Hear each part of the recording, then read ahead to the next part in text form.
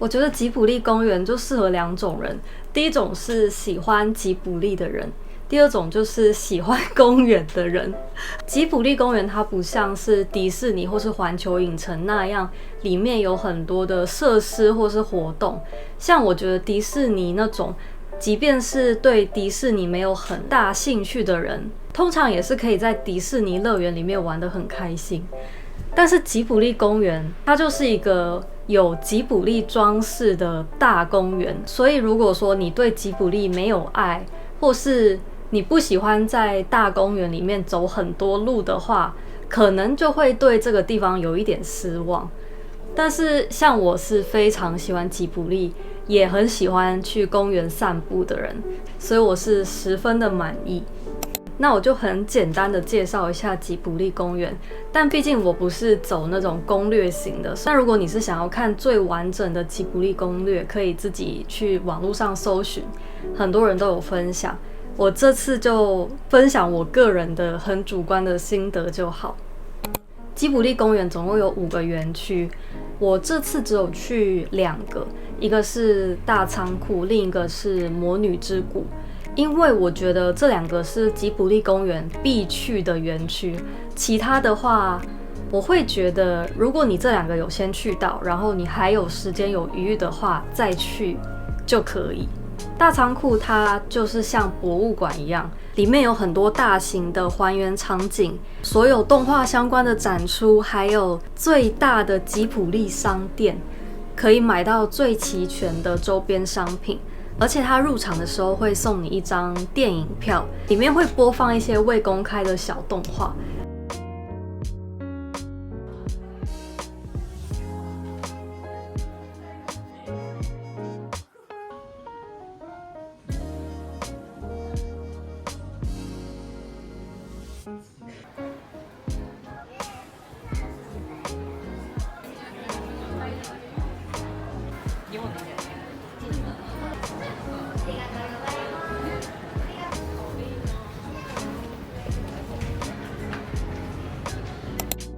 那魔女之谷是占地最大的园区，里面有非常多漂亮的欧风建筑，我觉得也是最适合拍美照的地方，女生应该是会很喜欢。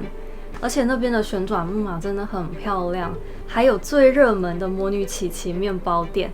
之前看网络上好像很多人分享说，那个面包店还有大仓库里面有几个比较经典的拍照景点都大排长龙，说什么要等半个小时到1个小时才可以拍到照。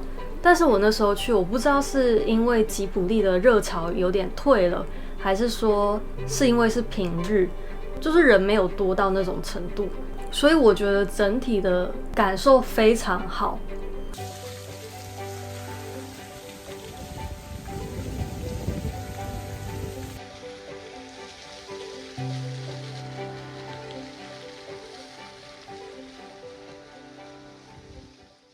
那我这边小小的提醒一下，如果你是要去吉卜力公园的话，有几件要注意的事情。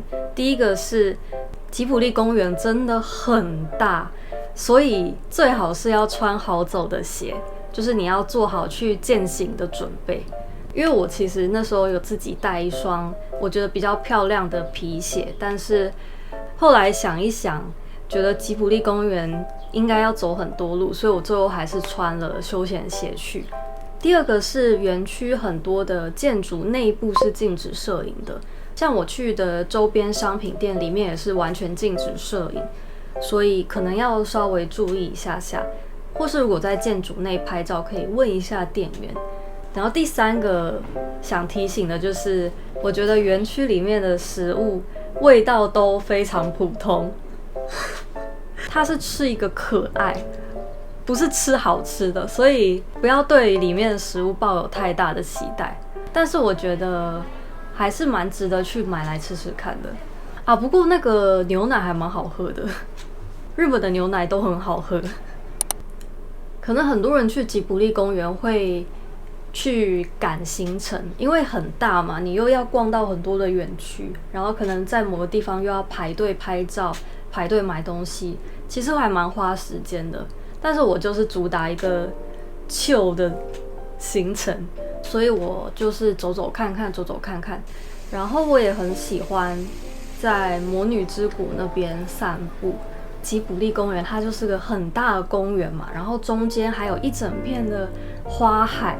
我还记得那一天的阳光正好，我坐在旋转木马前面的椅子上，一边吃着刚刚去奇奇面包店买的面包，一边看着旋转木马上面的人很开心的样子，空气凉爽又有一点温暖，都让我觉得真的很放松。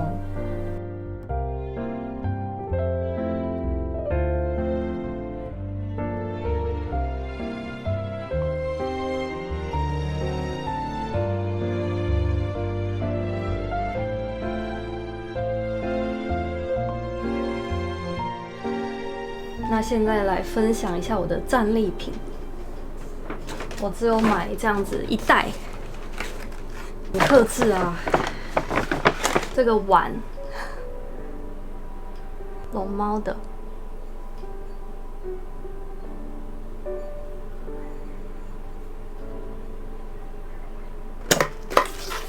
还有另外这个是卡西法，很可爱耶，你看。旁边是小花，好像蛮少人会在吉卜力买碗的，但是我买这个是有原因，因为我妈妈这1-2年都会常常跟我说，如果在日本有看到可爱的碗，要记得买回台湾。然后我觉得这一款应该是她会喜欢的，所以这个碗是要给我妈妈的。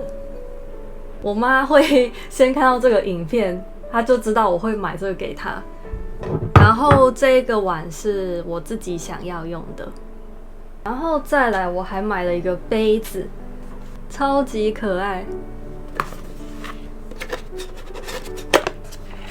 哦。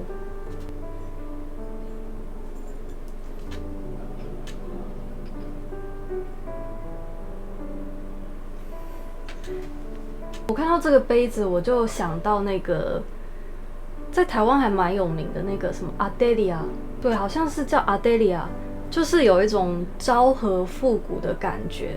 我自己也有买阿黛利亚的杯子，然后我觉得这个很像，只是它上面又多了这个可爱的小龙猫，超可爱的。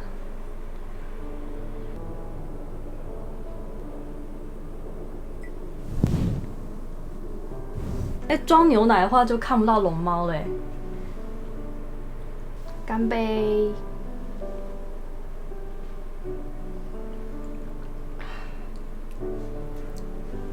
好，先放旁边。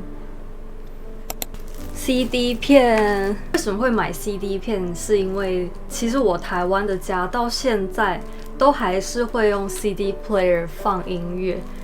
所以这3片是我要带回台湾的。那我觉得这2片还蛮特别的，分别是2023年跟2026年出的，就还蛮新的专辑，邀请了很多不同世代跟风格的歌手还有音乐人来重新演绎吉卜力的歌曲。其中大家比较熟悉的可能就是满岛光有唱其中一首，还有那个 YOASOBI 的基田伊克达利拉，然后这个就是纯音乐的，而且是音乐盒的那种。再来是这个，超级可爱，你看，是不是超可爱？还拿着这个牌子。这个真的很好笑，我看了就觉得心情很好。现在那个阳光刚好照进来，有点小刺眼。再来是明信片，魔法公主、龙猫跟苍鹭与少年的明信片，这个是硬的。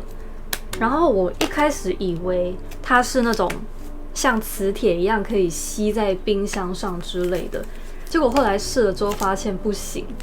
我误会他了，然后我还买了蛮多张的明信片，而且每一张也才几十块而已。我选的明信片都是那种比较大风景的，这个猫的报恩，好漂亮哦，好梦幻。星之谷的，这是在看夜景吗？这一幕是不是最后天泽圣司跟他告白，说嫁给我吧那一边？辉夜姬，哇，这个画面真的好美哦。但这个我只有看过一次，然后那一次看就觉得蛮伤心的，所以后来我就一直没有再看，就觉得看了好像会蛮难过的，就是需要一点勇气。这个苍鹭与少年，真人跟活美，然后这个是通往现实世界的门。看到这个画面，就让我想到电影的最后有一段，我觉得印象还蛮深刻的。这个世界倒塌的时候，他们就跑到了这个门边，然后要回到原来的世界。然后那个时候，活美就跟真人说：“你要走这一扇门，那我要走另外一扇门，这样我才可以成为你的妈妈。”那真人那时候听了就很激动，跟他说：“可是你如果变成我妈妈，你就会被大火烧死。”活美听了之后，很坚定的看着主角，微笑的跟他说：“我不怕火，而且如果可以成为你的妈妈，生下你，那不是一件很好的事情吗？”哇，他说那句话的时候，我有一点起鸡皮疙瘩，因为我觉得这不是一般人能够说得出来的话。就是他那一份没有一丝动摇的坚定感，让我觉得这个角色很有魅力。宫崎骏的作品里面有很多温柔又坚强的角色，我觉得这也是为什么我会这么喜欢宫崎骏的作品。然后再来是这个阿喜达卡，那这部电影里面，其中我印象最深刻的一句话是阿喜达卡他在离开村子之前，他们村里的神婆就跟他说：“你要记得，凡事用清澈的眼光看待一切。”或许就可以找到解除诅咒的方法。这句话真的是很 highlight。后来阿喜达卡他见到了黑帽大人，还有小桑，然后看到了人类跟自然界的这些战争，他始终都没有被仇恨蒙蔽双眼。然后他遇到任何状况，总是会想着怎么样去创造双赢。他不愿意牺牲任何一方。他有这样的心是很美好的，而且不管是在怎么样的状况，我们要先相信有方法可以去创造双赢，我们才有机会去找到那个方法。然后我也很喜欢这部电影，我觉得它很写实，很真实的反映出人类的黑与白吧。魔法公主，我记得我小时候看是没有什么感觉，长大之后再看一次，发现这完全是给大人看的电影。好啦，那以上就是我在大仓库买的东西。接下来还有一个小东西是我在那个魔女之谷里面买的。魔女之谷里面有2个商店，一个是那个苏菲的帽子店，它主要是卖糖果，然后还有另外一个是卖魔女相关的周边商品。我在这个苏菲的帽子店，它主要就是卖很多不同款的糖果，应该有10几种不同的盒子，然后每一个盒子里面对应的糖果口味也不一样。我挑的就是这个 Kiki 跟霍尔。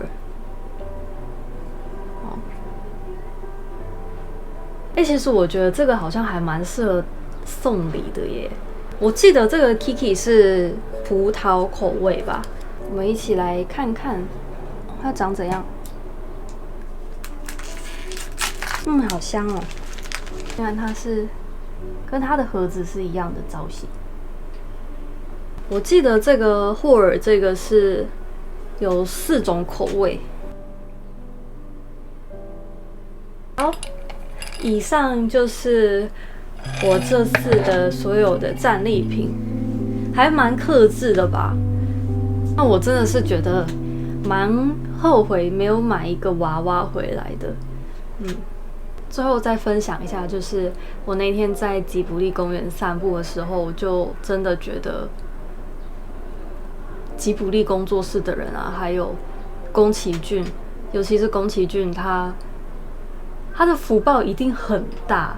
就是世界上有这么多的人都爱着他的作品，甚至还做了吉卜力公园。就算他过世了，人们都还是会一直记得他。我就很开心有吉卜力公园这样的一个存在。好啦，以上就是我的心得，那就这样啦，谢谢你看到最后，我们下周见，拜拜。